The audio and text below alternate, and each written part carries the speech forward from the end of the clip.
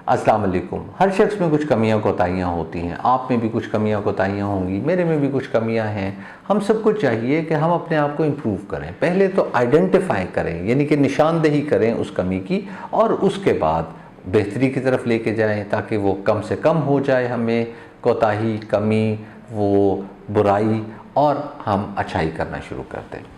अब अगर आप ऐसा कर लेंगे तो फ़ायदा ये होगा कि अगर वो बिज़नेस रिलेटेड कमी है, कोताही है, उसे आप दूर कर लेंगे तो आपका बिज़नेस ग्रो करेगा, आपका बिज़नेस एक्सेल करेगा। मैं इस चैनल पे ऐसी ही कमियों कोताहियों के बारे में बताऊंगा ताकि अगर आप में वो नहीं है तो आपको पता चल जाए कि लोगों में वो होती है और आप उन लोगों को भी इम्प्रूव करा सकें। और अगर आप में है तो सबसे पहले आप अपने आप को खुद ठीक करें। आज की कमी कोताही ये है कि अगर आप मुख्तलिफ लोगों को मैनेज कर रहे हैं तो आप उन्हें किस तरह से ट्रीट करते हैं। अगर आप उन्हें सही से ट्रीट करेंगे तो यकीन करें आपका बिज़नेस एक्सेल करेगा। तो आज की वीडियो का टॉपिक है बिजनेसमैन या सेठों का अपने एम्प्लॉयज़ से बर्ताव। हर कोई ऐसा नहीं करता होगा, लेकिन मैंने काफ़ी केसेस में देखा है कि इस तरह किया जाता है। तो उस पर एक गालिब का शेर आपको सुना देता हूँ ताकि आपको समझ आ जाए कि मैं किस बर्ताव की बात कर रहा हूँ। मैं भी मुंह में ज़बान रखता हूँ, काश पूछो कि मुद्दा क्या है। कुछ सेठ या पाकिस्तानी बिजनेसमैन अपने एम्प्लॉय से ये पूछना ही चाहते कि कंपनी को किस तरह इम्प्रूव किया जाए, क्या क्या इश्यूज़ आ रहे हैं, उनकी जॉब में उन्हें क्या परेशानियाँ आ रही हैं, और उन्हें काम असाइन करते हैं कि ये काम कर दो, ये काम कर दो, ये काम कर दो। वो एक्चुअली ये चाहते हैं कि वो लोग अपना दिमाग इस्तेमाल ना करें और अपना हाथ इस्तेमाल करें।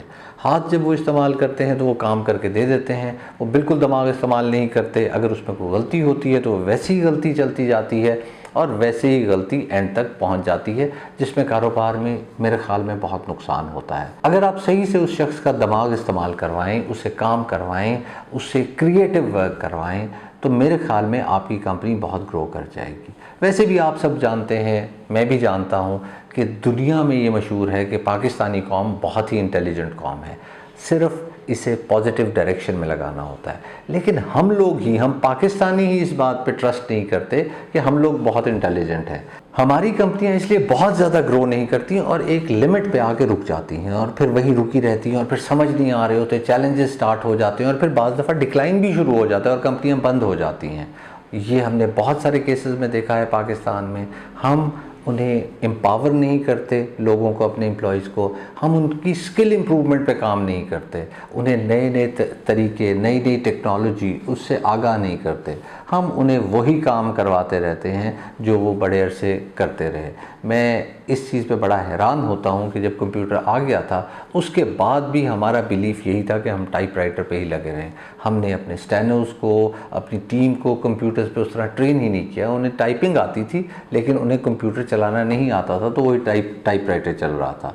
इवेंचुअली ऑब्सोलीट हो गया और कंपनीज़ को बहुत दुश्वारी हुई और फिर ऐसे लोगों को रखना पड़ा जिन्हें कंप्यूटर इस्तेमाल करना आता था, और उन लोगों को शायद नौकरी से हाथ धोना पड़ा, हालांकि उनका कोई कसूर नहीं था। उनके पास वो स्किल नहीं दी गई थी कि वो कंप्यूटर को मैनेज किस तरह करेंगे।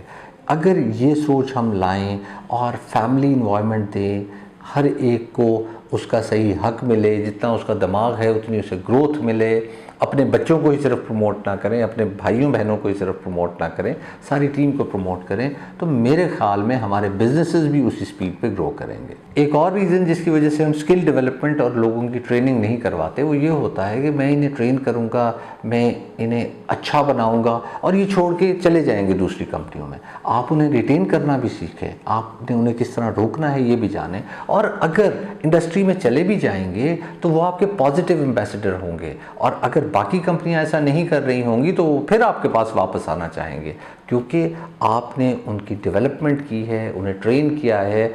10-15 हज़ार रुपये, 20 हज़ार रुपये की खातिर कोई उस कंपनी को छोड़ के नहीं जाना चाहता जिसने डेवलप किया होता है। अच्छा, दूसरी बात, अब आप अगर पूरी इंडस्ट्री को वो डेवलप करके रिसोर्सेज दे रहे हैं तो उसका दूसरा फ़ायदा क्या होता है कि अब बाकी इंडस्ट्री वाले भी उन चीज़ों को इम्प्लीमेंट कराएंगे। जब बाकी इंडस्ट्री वाले उन चीज़ों को इम्प्लीमेंट कराएंगे तो फिर वो इंडस्ट्री सस्टेन करेगी। आपने ये सुना होगा कि पूरी की पूरी इंडस्ट्री ही ख़त्म हो गई पाकिस्तान में। चाइना ने वो माल सप्लाई करना शुरू कर दिया, इंडिया ने करना शुरू कर दिया, बांग्लादेश ने, बिकॉज़ हमारी इंडस्ट्री वैसे डेवलप ही नहीं हुई। अगर एक कोई बिजनेसमैन अपने एम्प्लॉयज़ को ट्रेन कर रहा होगा, तो जब वो दूसरी कंपनियों में जाएंगे वो वहाँ वही ट्रेनिंग्स देंगे तो सब के सब ग्रो करेंगे और ऑफ कोर्स आप मार्केट लीडर बन जाएंगे, आपको लोग रिस्पेक्ट करना शुरू कर देंगे और मुझे यकीन है कि अच्छे लोग आपके पास रिटेन हो जाएंगे। दूसरी तरफ सोचें, अगर आप उनकी ट्रेनिंग पे काम नहीं करते, उन्हें दिमाग इस्तेमाल नहीं करने देते, तो वो करेंगे क्या? वो आपको छोड़ के चले जाएंगे और वो लोग आपको छोड़ के नहीं जाएंगे जो काम नहीं जानते, जो काम में बहुत अच्छे नहीं हैं। इस तरह सारी लाइबिलिटीज़ आपके कंपनी में रह जाएंगे और सारे एसेट्स उठ के दूसरी कंपनी में चले जाएंगे और इस तरह आपका काम बंद हो जाएगा। यही सब कुछ होता आ रहा है और इसकी वजह से बहुत कंपनी सफ़र करती हैं। लास्टली, अगर आप अपने पास सारी स्किल्स रखेंगे, अपने पास सारी डिसीजन मेकिंग रखेंगे, तो जब आप नहीं होंगे फिर क्या होगा, ये ज़रा सोच लीजिए। इसी पे मैं आज की वीडियो ख़त्म करता हूँ। अपना ख्याल रखिएगा, दुआ में याद रखिएगा। अल्लाह हाफ़िज़।